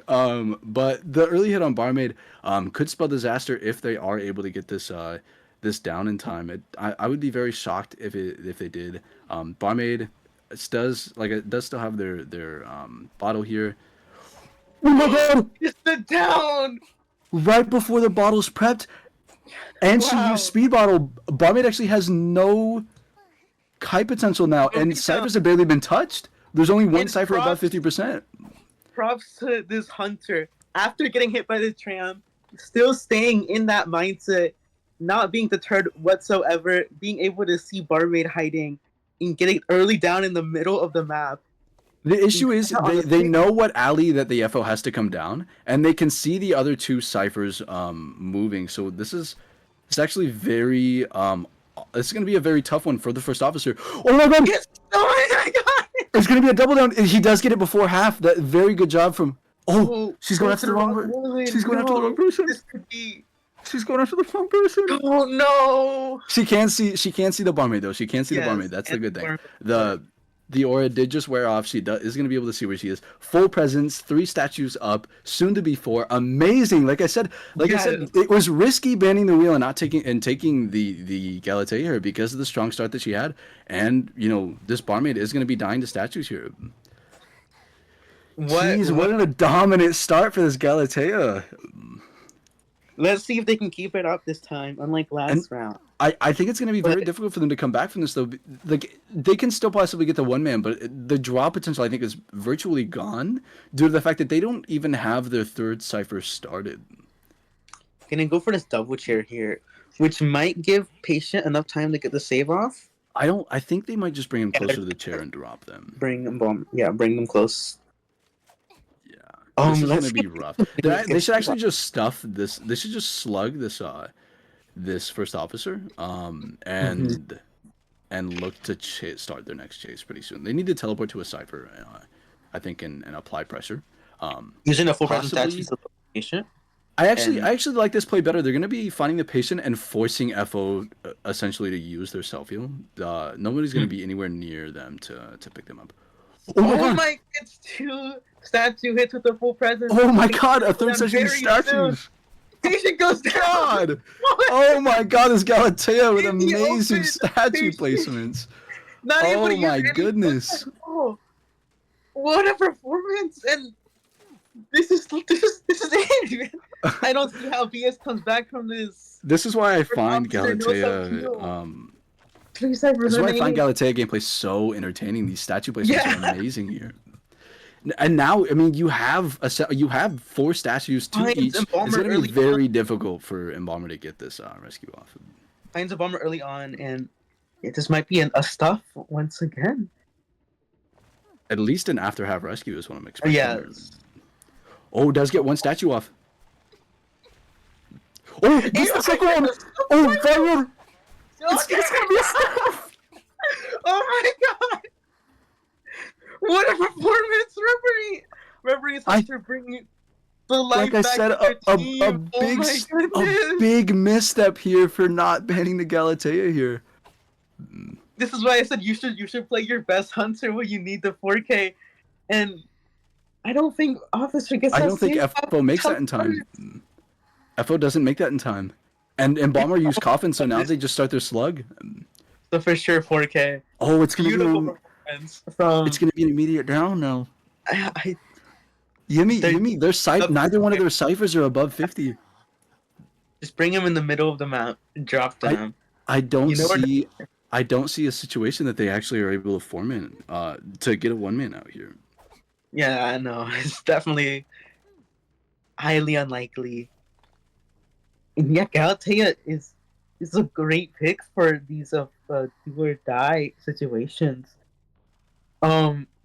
Survivors just Galatea was able to take advantage of what we said before was the risk factors. The survivors taking risk. Every rescue, every support, and every kite. Galatea was able to take advantage of all of those situations every single time, and that is how they got into the situation. First officer is going to be opening a chest, finding a mechanic bot. Maybe we'll be using that to heal, but I was gonna say this is good because he does get the opportunity to heal here. He just needs to be careful. He doesn't get found. Embalmer's self heal is prime. They are crawling away to kind of to help keep the Galatea essentially from finding them so easy after they do pop that self heal. The crows though, they missed a skill check I think actually. oh no, So yeah, they actually know where the FO is now, and they can actually knock FO out of this this Let's see tram. if I we don't know know if they know how. that. I don't think they're gonna try for it. I think they're just gonna meet him over there. Yeah, but for those of you who don't know, while the tram's moving, you can actually put a statue in front of it, and the statue will clip into the train and knock the survivor out of it. So, I'm surprised they didn't do it, but full presence, full statues. I don't see a realm that they are able to kite too long if they're able to hit these statues. Yeah, and they've been two statues. Oh my goodness. Three statues in the matter of 10 seconds. This is why Galatea is so terrifying. This is why Galatea has so much forming potential. Good job on the first officer, knowing you're going to go down within 10 seconds, putting the Galatea all the way off into Never Never Land, all the way in the corner of basement, giving the Embalmer the opportunity. They could heal as well. Oh wait, no, first officer can't use it. It's not a mech. Excuse me, I'm done. Oh, the statue is going to ping where they are. They're going to teleport closer. Wow, what a performance from Referee's Hunter. And we could have They find him. seen this in round one first half if it wasn't for the Galatea knowing now, closing in on the location of this Embalmer, finding the Embalmer, statue hit almost immediately again. Unfortunately enough for the Embalmer though, there is no statues in play for a little bit of a misstep on the Embalmer, swinging a little too wide. I don't believe either one of them actually have self heal now. It is going to be a 4-man. Oh my goodness. They took the risk and it did not pay off. Amazing game from Rev. Just when they thought it was lost, just when the survivors get 4-man, more almost might have been low. Rev finds a way to pull it back. Amazing game by Delish there. Yeah, I mean, really showcasing how strong Galatea can be when they have the ability to snowball like that. Amazing job. Every single interaction, Galatea won. Just master class of the character. Wow. And yeah, Rev has a good chance to win now. I think their spirits are high after that amazing match. Even if it is BS's map pick and they are down by a couple points, you gotta be pumped after that. You have to go in the round 3 pumped to win. The winner goes to the finals, so I'm very excited to see how how is it gonna work out? And then number 3, BS needs to be careful. They got kind of cocky. I think they're not banning the Galatea, and it did not work out. It's just incredible, Matt. I'm still at a loss for words.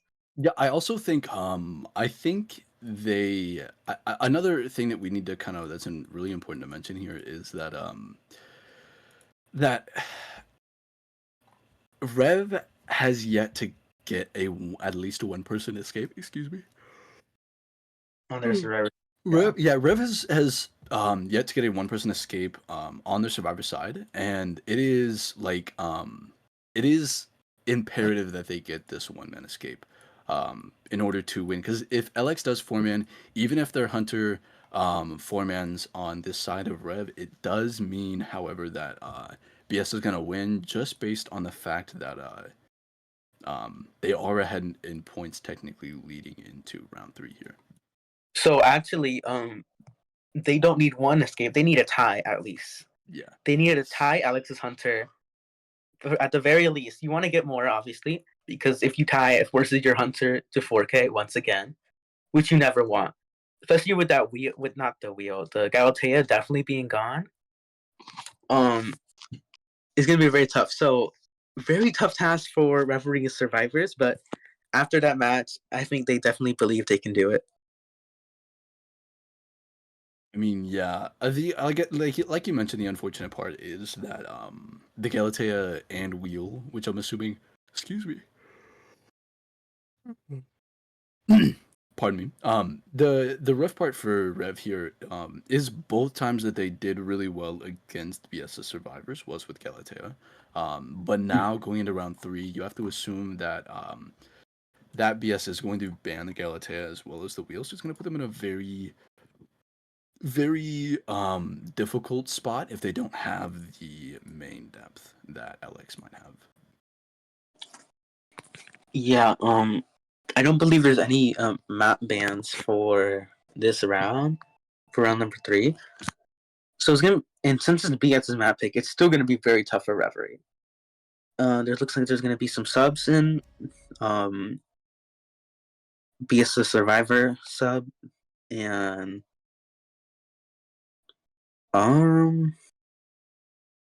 yeah, they're discussing subs on referee side. So we'll be getting into the map ban and the map pick shortly. Who would you pick? What map would you pick if you're BS here? I'm honestly thinking like Sacred. Yeah, I mean, Sacred, yes, but like I mentioned before, it would be very difficult for their hunter side to pull a four man out on a map like that.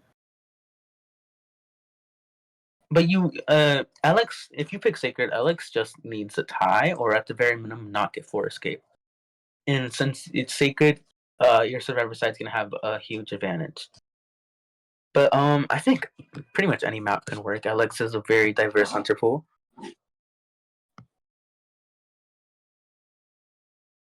Yeah, the Alex does have a very deep hunter pool, and they can only ban 2, and you have to presume that they're probably going to want to ban um, Gamekeeper and something, and that might be Opera. Oh, I don't really know if you can afford to take an Opera in yeah, round 3. and So. maybe if you have a batter and it was ever sleeping again, but yeah, no, I think you have to ban Opera and Gamekeeper, but that still opens up a lot of Alex's hunters. Yeah, most definitely, and most of the maps most of the maps that they would kind of look to play, I think, are equally beneficial between both teams. So this next round should be relatively exciting here. We are going to see one sub on the side of Rev. They're swapping out Fever for Rose, and BS also had a sub. They are subbing BT in for RE, I believe. I could have misread that, but I'm fairly confident that's the case. Yeah, a lot of discussion going on in the sub chat. Yeah, referee kind of has to win this just based on like just raw skills. I think BS has a more, what's it called? Like preparation? No, what's it called? Like LX having more a deeper hunter pool and Rev Rate just not having the deep hunter pool. How would you describe that? It's like the longevity. Um, BS has more longevity. They're gonna be able to last in round 3, uh, more than you are. So you need to win here based on just raw skills. So I'm excited to see who referee will decide to pick.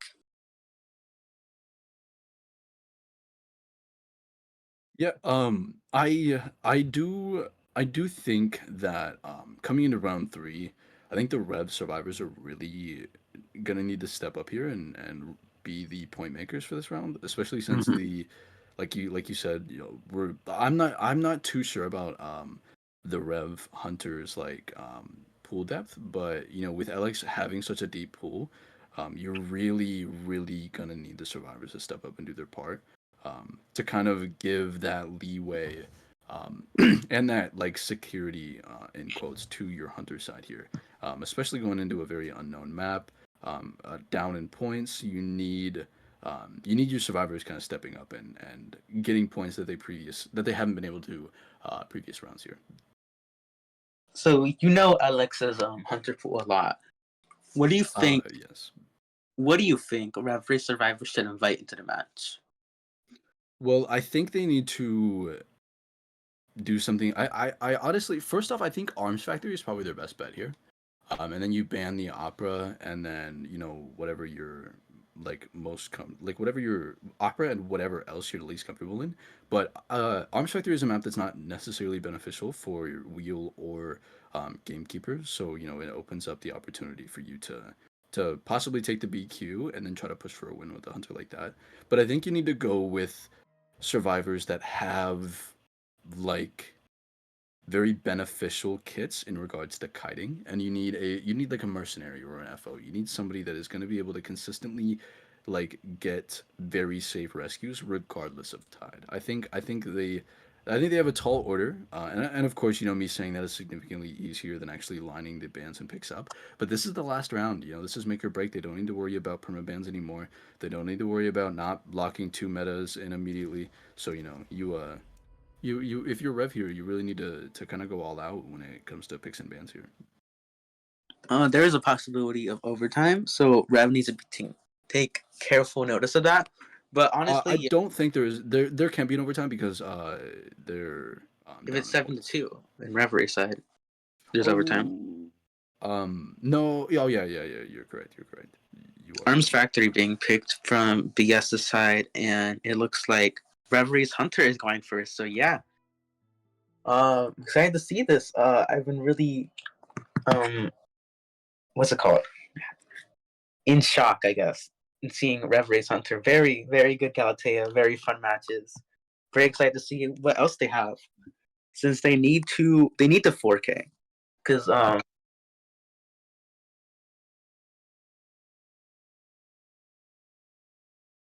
Ooh, we are gonna see a new hunter actually. So the oh, sculptor is not in play anymore. We are gonna see Kiara be the hunter for Rev, and we are gonna see Rev going hunting first in this last round here. yeah. So Thank you, Losey. We appreciate you. Reverie does, like, their hunter needs a win, in my opinion, because they need a 4K, right? Yes. Yeah, so if Rev draws here, they'll need the survivor side will need the 4K. So I'm fairly confident that's the case. Because then Mhm. it'll be a 7-2 round, I believe. But if they both get like a 3K and a 3K, it's still not enough, I believe. Yeah. Yeah. So yeah, VS looking just to get one out in this match. It's tough to go into this to go into round number 3 needing the 4K, but they did it in round number 2 when it didn't look that good for them. So I'm excited to see how Reverie's new hunter is able to deal with the situation. Yeah, so the potential the potentials off of this round are if they do finish it in a draw on a 4K, it would be it would mean overtime for if if Rev wins this round at 7-2, it would mean that they go to an overtime. If it's anything less than 7-2, they lose.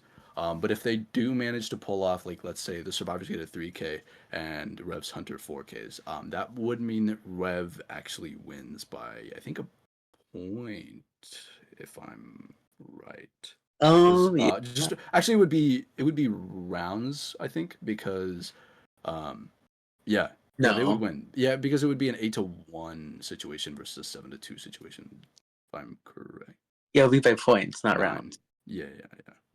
Yeah. So, depending on how aggressive Rev chooses to play this. Yeah. BS is really good going into this round. 4Ks are very, very strong. We see the 4K all the way back on round number 1, making a difference all the way in round number 3. Yeah, honestly, to be honest, I think 4Ks need to be nerfed a bit. I think their 5 points is a lot. I think it should be 4. What do you think about that? Wait, repeat what you said? Make it Okay, make I sense? think 4Ks in tournaments should be nerfed. I think they should be only 4 points and not 5. I don't know. I think there would be less of an incentive to push for the 4Ks. Um, I think the extra point is definitely worth it because 4Ks are genuinely difficult to get when you're facing like Mm-hmm. when like two higher tier teams are facing each other. It's actually difficult to consistently even look for 4Ks. So I definitely think the extra point is worth it, and I think if you're able to actually pull off the 4K, I definitely think you deserve some like basically an appreciation point. That's essentially what the extra point is just like appreciating you for like making the game more exciting, essentially, not playing Mm-hmm. like basic. So The thing I don't like about it is the only way to match a 4K is with another 4K, and like we said, it's already really difficult to get one. So um, I would like to see just like a well, bit more of a avoid the 4K at all costs. yeah. Yeah, that's why we see these slugging situations in every single tournament because these survivors and this hunter, they're both fighting for that one out because they know that the difference from a 3-1 to a 5-0 is huge. It's 3 points, 3 or 2, depending on if you're losing or winning. Agreed, agreed. I don't know. In my opinion, I don't think they really need to nerf it, but I think it's worth it. I think it's worth it. Definitely worth it. Seer, Definitely Aeroplanus, and appreciable. Balmer Barmate are global banned. So yeah, BS kind of global banned a lot of good survivors. That's the only thing I'm not really like too happy about with their bans and picks. But um, Reverie gonna be able to ban Ada and First Officer. What hunters that spell out? It doesn't spell out Opera or Clerk because those are the two BS hunters that are banned. So yeah, Ada First Officer being banned. I wonder what that. Are we finally gonna see our hermit that I've been waiting to see all day? Right? Anti-Merc being picked from BS's side. So yeah, Very safe. Very anti super support like the potential with anti like support wise and being able to lengthen rebounds is crazy high. And Merc is like probably I would say Merc is the second best rescuer in the game in my opinion. what? That's FO has crazy. surpassed him in my opinion without a doubt. So That, but yeah, that I was guess really we shall wow. see. We shall see. Dancer being banned and Cowboy. So it was a specialty ban. Oh, it was Last BT. round. Actually, I think BT is the cowboy main in that team. I think BT actually might be the cowboy main. If I I think BT was subbed out round number 2, so that's why the Cowboy ban was a bit surprising. But they're back in it, and yeah, picking Cowboy when it matters most in round number 3. It's a little risky because you just need one out, and you're put yourself in a really good position. And Cowboy I think isn't that like not as risky. I would say like forward is when it comes to harassing. definitely not as risky, and in my opinion, he has a little bit more like utility now that his instant lassos are back, regardless of it you staying down when it happens. The instant lassos itself like provide so much extra decoding time. Looks like lawyer being banned, so definitely doesn't want to deal with the coders. And BS's last survivor pick will be perfumer, so they might be expecting a hermit, like you said. Or who else? Let's see what the personas will be. I'm kind of this is I a like this very strong round 3 comp coming from the side of BS. This is gonna be like very difficult in my opinion. Yeah, it's gonna be so difficult to 4K here. I don't know who you would even pick here. I think maybe if you have a gamekeeper, I think the gamekeeper might be fine. Obviously, I would just pick the Dream Witch because my Dream Witch is goated and it's better than Lucy's Prospector. But I think you found out in the rank match that I got you in that is well, not entirely true. So I that think that we just need like, to. I think we just need to focus on the game at hand. How about that, Yumi? Before I share my screen, show the entire well, stream. Well, before I show Lozy, show the entire stream. You better tighten up, Yumi. You better tighten up. let's see who referees. Hunter. Ooh, Hermit, Hermit. yes, I called it. I called Oh, it. I'm so happy. I don't like getting Hermit gameplay, but Hermit gameplay to watch is just like it's silly, it's funny. I don't like getting it. It's actually like a big pain in the ass. Excuse my language, but I am happy to see that we got at least one Hermit. I'm not happy. I don't like watching Hermit. Actually, they're okay. I think you're just a bona fide certified D1 5-star hater. But Well, yeah. outside of that, your opinion's invalid. I'm Okay. excited for this Hermit match. I kind of hate I just hate this game, so I don't really have. Other than Dream Witch, I kind of hate every hunter and every survivor. Wait, who? Other than Dream Witch. Asked? Who asked you? Mean? Oh my god! I hate you. Who I'm leaving. asked you? I'm Me? leaving round 3 by Hermit yourself. baby, Hermit You're match. leaving. I'm leaving. Hermit match. Hermit I don't match. want to watch a Hermit match. Okay. Hermit I'm match. I'm super excited. excited for this. Who would you chase here? If you Honestly, your best bet is kind of Perfumer here. I was thinking. Perfumer, sort of, but Cowboy is really good at making distance and maintaining distance. So like it's gonna be like if the Cowboy does a good job at maintaining, like Cowboy's built to do, it's gonna be a little difficult to get the first hit. But Perfumer like is brought in to be a tank essentially. So she Yeah. is gonna be this character that you want to you're wanting to God, dude, I just I'm like a dog, dude, You're squirrel. I not. just lose it, man. Oh my goodness. I have God, I have the attention span of a 3-year-old. I swear. Okay. Anyways, the perfumer is built to kind of like tank a lot of those damage share hits and still be at full health. So I think chasing the hermit to chasing the hermit. I quit. All right, I'm done casting. Losey, unmute. You're casting now. Like this is what we're at. No, I got this, guys. It's gonna be difficult for the hermit rather to like get consistent damage share if the perfumer isn't chased, in my opinion. And I think BS is Oh wow. recognizing that and putting her in the strongest area. So now I think yeesh. You could go with the Ling approach and you can chase the mercenary and eliminate Mm-hmm. the the tide potential of it. But yeah, I don't really necessarily think anybody's an easy chase here. I think as long as Cowboy does Cowboy things, I think it is going to be very very difficult He's looking straight for at Cowboy, so you might see Cowboy. I would chase Cowboy first because I hate Cowboy with a passion, and I just want to get him yeah. over I would with. chase you first if you're Cowboy too. Off the Okay. bat. Okay. Alrighty. Anyways, I'm Lucifer. This is Yimi, and we are going to be your casters Oh for my this god. final matchup with the with Rev versus BS here, and we are going to see Hermit actually making his way Perfumer to factory. Perfumer. Yeah, I think Perfumer this gonna is be. the right call. Whether or not they find Perfumer though, Yeah, that's a really good hiding spot. Hermit not really knowing where to go. Looks like Cowboy will be end up being chased here. Oh, tries to get a shot through the wall, thinking there's still the coding, but Cowboy left a while ago. Yeah, this is rough. Mhm. Unfortunately, Hermit is not very good at Where's Waldo and did not find the perfumer. So now they are chasing a significantly more difficult chase target, and you have that damage or potential from the perfumer. I will say they do have teleport, so they're gonna be able to teleport to a cipher if they did not like the chase.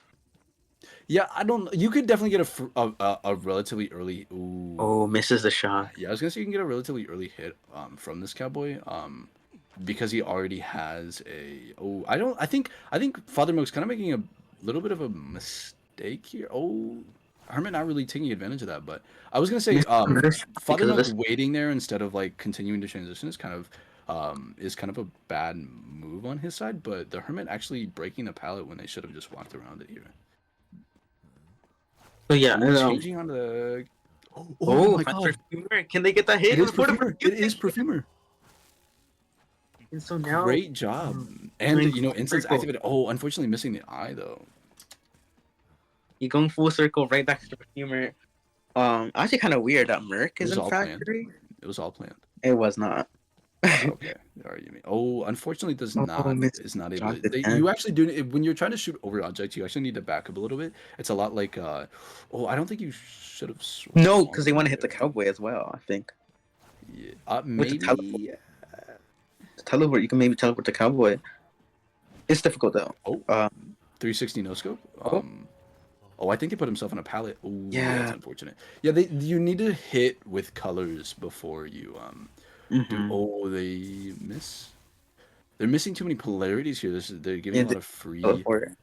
Oh, but it's not on Cowboy, unfortunately.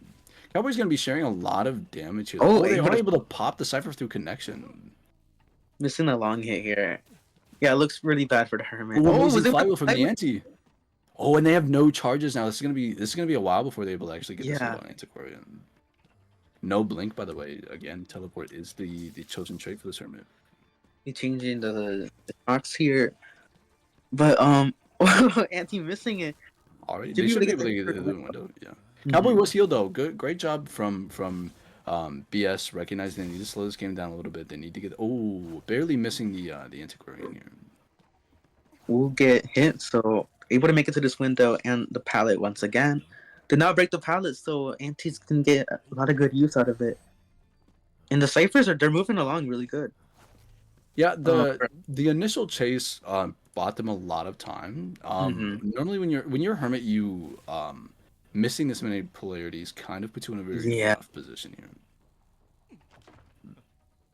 yeah, just missing too many Um, and anti taking advantage of that, able to kite using Amazing all. job with this ante, by the way. Mm-hmm. Really abusing the tall walls and line of sight. Oh, amazing stick. They're gonna freeze him. I think they're gonna recover. Yeah, yeah, yeah. They'll recover before the ante's actually able to make the window. So great We're down job to kind of playing for the hermit, but we are down to one cipher, and I believe it has a yeah, I was supposed to say I believe it's about 60, about 50. So Ante at this point should accept the down and save the stick, in my opinion, for endgame. yeah. Yeah. At this This is point, a, you're one cipher. You have a cowboy that can assist.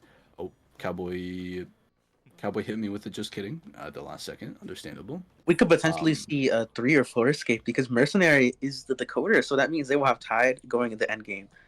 So yeah, it's looking pretty bad It's for looking a Reverie. lot like Yami's rank matches here, and it is looking like a Okay, loss, okay. unfortunately, possibly being a 3 to 4 man escape. Like you did mention the tide, so as long as the Antiquarian dies close to gate, the mercenary has the opportunity to go for this rescue.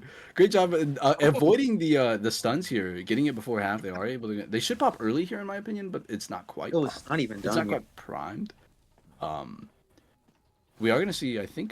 We are gonna see the swap. Great job from the Antiquarian. Wow, beautiful job. They should just pop here. Actually, they need to pop here, otherwise Merc's gonna go down. They need. Do they know? Are two survivors on that cipher, or it's No, only one? Yeah, this is. They need to pop. they need a pop. Oh, Oh, take okay. off. Oh my goodness, they were scaring me. Oh, They were scaring okay. me a little bit. Oh my goodness, jump scare. Jump scare. Okay, they do get the pop off. A little confused. Gonna chase Father Milk here now on the cow. Not on the cowboy. Okay, they're kind of bad at where's Waldo, but is gonna. Oh, Oh, jump that scare. actually hits. That was a really good. That was a really good polarity. Oh my goodness. We're gonna see Mercenary change colors here to help absorb it. And we'll teleport. Kind of unfortunate everyone's over there. Perfumer. We'll be going down here. Oh, Wait, and Auntie's Antiquarian. Yeah, Auntie not even. Unfortunately, they don't have an eye though. They can't really capitalize off this. Yeah. Yeah, I don't see how they can. They can maybe tie. I think a tie is very possible, but a 3K, which is what minimum you kind of need, looks up the question. They saw the Merc, I believe, going behind Shaq, so they are, Mm-hmm. yeah, they are gonna investigate. This could look like a tie, but unfortunately, the Cowboy is blue as well, so the Merc can actually share damage. It doesn't look like a draw here. I think Merc makes this gate, unfortunately. Yeah, there's no difference actually between a tie and a 3K, Yeah, but well, it's not even yeah, a tie. I So do believe this means that BS are your winners for this matchup yeah, against we heading into the finals against CCV. very very amazing, good team synergy, great individual kites. Mm-hmm. I overall, Antiquarian buying them a whole lot of time in lockers. Amazing job from the Survivor side of BS here. And yeah, I mean, chat, join me in welcoming, not Yeah, welcoming, but congratulating BS on their win over Rev here in the semifinals. Congratulations, GG's to both teams. Both teams played really well. mm-hmm. A lot of both two exciting. Honestly, every match was super exciting. Yeah, So yeah, great matchup. GG's. Congrats to BS for making the finals. Yumi, did that give you PTSD? Since you get 3 minutes. what do you mean? Since you get 3 minute wrinkle out, I'm sorry you had to sit through that. I always 4K. Oh, all right, Lozzy. I never. All right, Lozzy, share my screen. No, no, no, no, no. No, we don't need to see that. Oh my goodness. Alrighty. Well, yeah, I think that's about. Are we doing the last match, Lozzy, or are we ending it there? Okay. Alrighty. Well, in that case, that's it for me and Yimmy. I'm Lucifer. Thank you for having me and listening to us yap. Yeah, no, we did a lot of yapping. I'm sorry, but I blame Lucy Loki. But Alright, buddy. yeah, thank you for joining us. Bye. Yeah. GG's. Goodbye. Bye, stream.